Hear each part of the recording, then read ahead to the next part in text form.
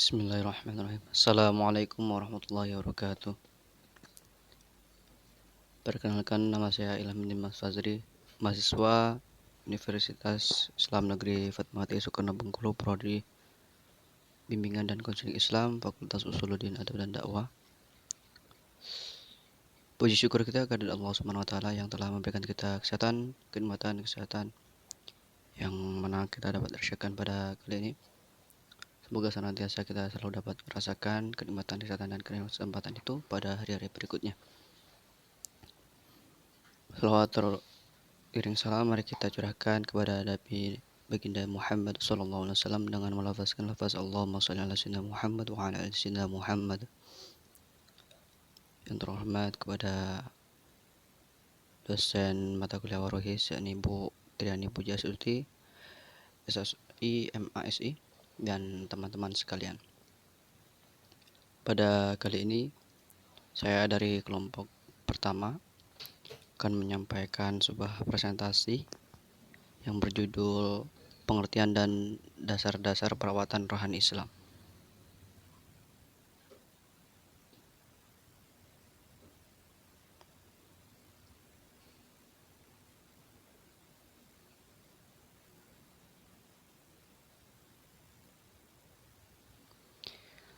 Baik, rohani dari kata bahasa Arab rohani yang mempunyai arti mental. Sedangkan bimbingan Islam menurut Musnamar, perawatan rohani Islam ini didefinisikan adalah pemberian bantuan terhadap individu agar mampu hidup selaras dengan ketentuan Allah Subhanahu wa taala sehingga dapat mencapai kebahagiaan di dunia dan akhirat. Kemudian, bimbingan rohani Islam adalah pelayanan yang memberikan santunan rohani kepada pasien dan keluarganya dalam bentuk pemberian motivasi agar tabah, ikhlas, dan sabar dalam menghadapi segala cobaan. Dengan memberikan tuntunan doa, cara bersuci, sholat, dan amalan ibadah lainnya yang dilakukan dalam keadaan sakit. Menurut Bukhari. Kemudian ada dasar-dasar perawatan rohani Islam.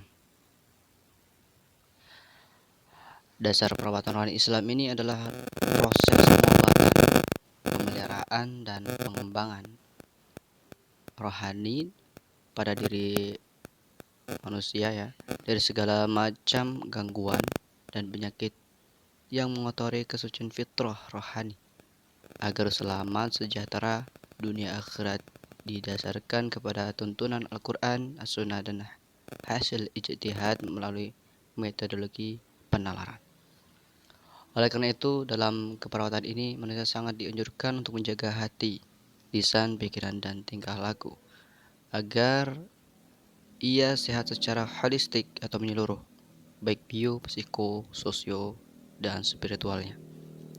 Selain dari Al-Quran dan hadis yang menjelaskan bahwa pembimbing rohani Islam harus memiliki kredibilitas komunikasi yang harmonis agar selama memberikan bimbingan rohani Islam itu bisa terjalin hubungan kekeluargaan sehingga materi apa yang disampaikan dari pembimbing rohani Islam ini bisa berpengaruh positif baik dari pasien maupun keluarga pasien.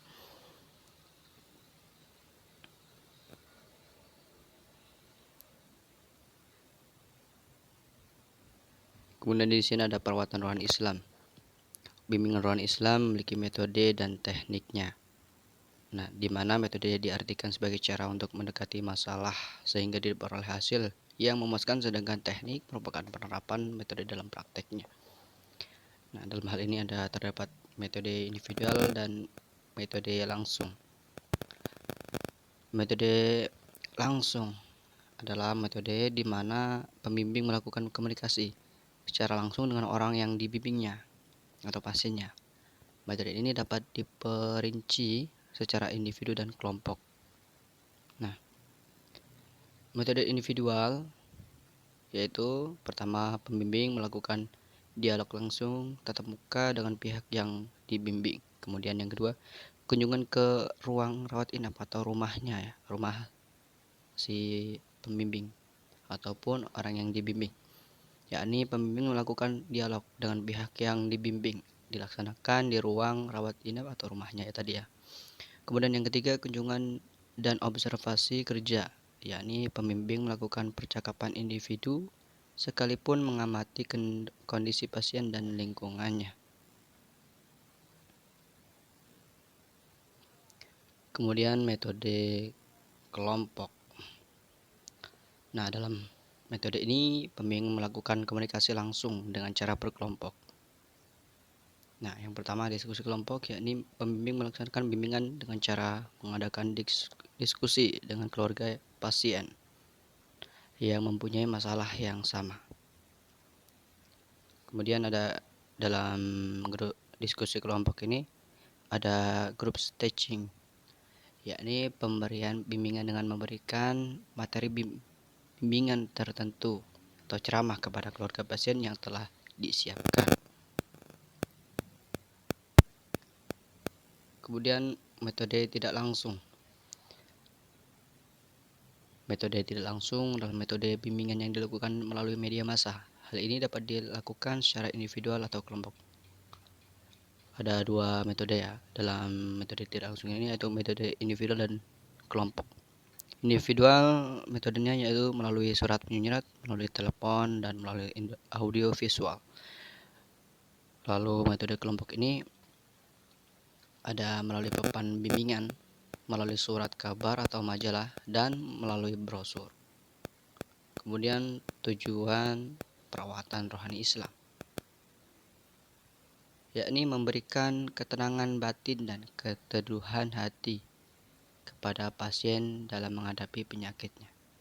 Kemudian ada memberikan motivasi dan dorongan untuk tetap bersabar dan bertawakal dalam menghadapi ujian dari Allah Subhanahu wa taala. Menumbuhkan suasana ukhuwah dan keakraban kepada pasien untuk saling berbagi rasa dan cerita, dan dengan tujuan memberikan ketenangan dan kesejukan hati dengan dorongan dan motivasi untuk tetap bersabar, bertawakal, dan senantiasa menjalankan kewajibannya sebagai hamba Allah Subhanahu wa taala. Baiklah, itu saja yang dapat saya sampaikan. Kurang lebihnya saya mohon maaf, kepada Allah saya mohon ampun. Terima kasih. Saya akhiri, wassalamualaikum warahmatullahi wabarakatuh.